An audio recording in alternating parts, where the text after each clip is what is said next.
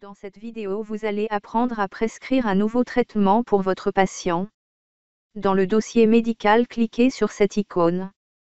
Vous aurez alors accès à deux onglets. Le premier, intitulé Prescription hospitalière, regroupe les traitements du service des urgences et celui du service d'hospitalisation. Le second onglet sert pour les traitements de sortie à domicile. Dans la barre de saisie en bas de page, utilisez l'espace de recherche ou la liste déroulante pour choisir votre traitement, puis cliquez sur Ajouter une prescription. Choisissez votre traitement parmi la liste proposée.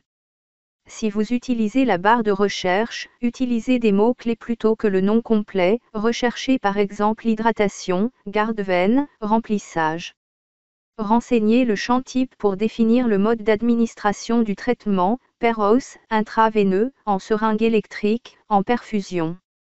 Choisissez ensuite la voie d'administration du traitement, vérifiez la posologie en précisant bien l'unité de prise choisie. Dans la partie fréquence, vous pouvez choisir de prescrire le traitement en dose unique, avec un choix d'horaire pour les traitements à administrer le matin, midi et soir par exemple. Vous pouvez choisir de donner un traitement toutes les 6 heures en choisissant le mode toutes les X heures, ou prescrire plusieurs fois par jour, et enfin vous pouvez choisir d'administrer en si besoin. Si vous ne choisissez pas la fréquence unique, il vous faudra indiquer la durée du traitement. Vous pouvez modifier la date et l'heure de début du traitement, pour débuter par exemple un traitement à partir du lendemain matin.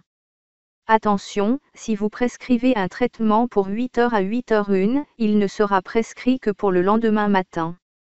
Enfin, il vous est possible de décaler de 30 minutes ou d'1 heure la prescription d'un médicament en cliquant sur ces cases, ce qui peut vous être utile dans le cadre d'un protocole Fluimucil par exemple. Pour prescrire une perfusion, la démarche est identique aux médicaments non injectables, il faut cependant renseigner obligatoirement la durée de la perfusion dans ce cadre. Pour prescrire l'ajout d'ions dans une poche de perfusion, lorsque vous avez renseigné le produit de la poche, vous devez cliquer sur ce cadre pour y ajouter les ions. Renseignez la posologie dans ce cadre. Pour prescrire une seringue électrique, la démarche est identique, il vous faudra renseigner la présentation, qui correspond à la dilution de la seringue. Il vous est possible de prescrire en unité de prise par heure. Si vous souhaitez ajouter un commentaire pour l'infirmière, un espace de texte libre vous est accessible, il sera visible sur votre prescription. Enfin, vous pouvez prescrire via l'outil de protocole thérapeutique, accessible dans cette liste déroulante.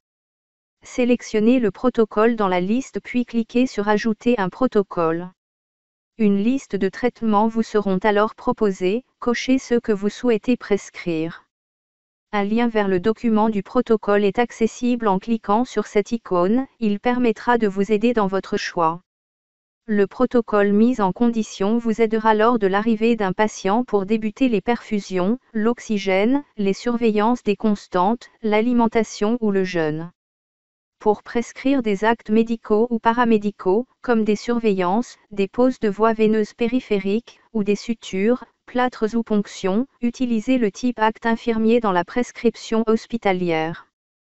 N'oubliez pas de changer le statut en fait dès que l'acte a été réalisé, de manière à déclencher une cotation automatique.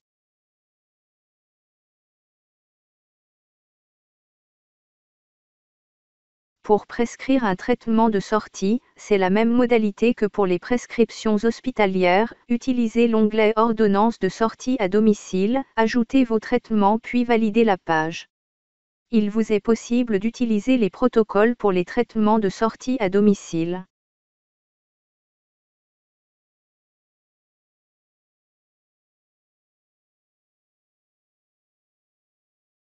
Les prescriptions sont affichées sous la forme DCI sur les ordonnances de sortie à domicile.